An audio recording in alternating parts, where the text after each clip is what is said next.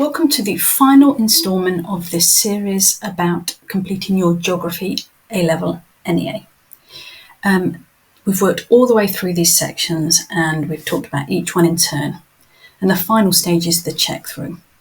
Now, some people miss the check through because they're so tired by the time they've done it. It's a long process, but that is a big mistake. And the reason it's a big mistake is because your teacher cannot mark this and give it back to you. That is not allowed under exam board regulations. So once you hand this into your teacher, that is it. We don't mark it again, we mark it the once. It's got to be ready to go. So you've got to do some final checks yourself. In the final checks, I've put under there candidate record form and contents page.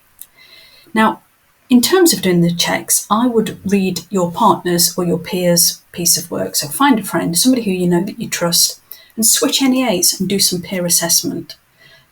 This is something that I've always done throughout my life. The most recent qualification I did was a master's degree, and we definitely peer assessed each other's work before we sent it in.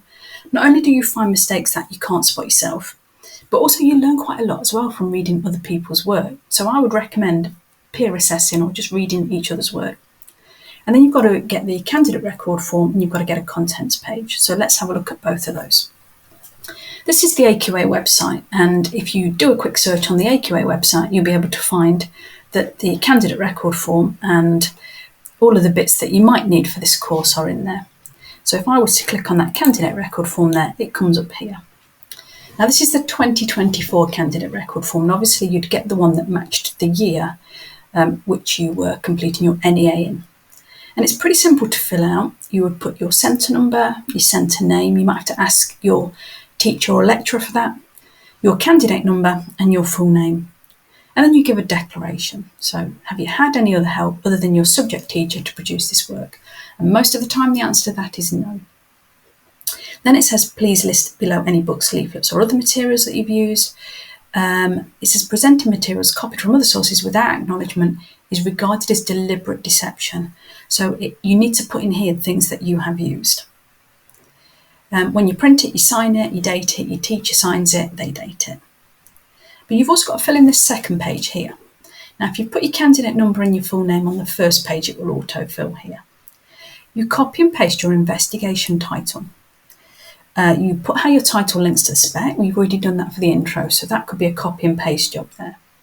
You put your planned investigation hypotheses or sub-questions, your intended focus, your planned methodology, and the teacher approval. Now, in an ideal world, this will have been filled in at the planning stage. We get our students at our school to fill it in during the planning stage, but there is inevitably some people at the end that have lost it, that have forgotten it, that perhaps didn't do it. If you are filling this in at the end, you are actually filling it at the wrong time, but I'm putting the reminder here to make sure it has been done. And if you are filling in at the wrong time, you'll have to do this retrospectively. So that's your candidate record form. The next thing on that list was to do a contents page. And I'll just show you some examples.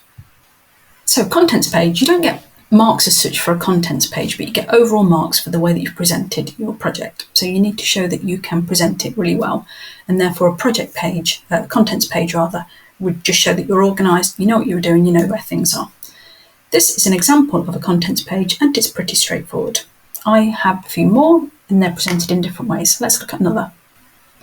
Here's a different example. Again, page numbers, got the sections in there, super well organised, nothing wrong with this at all.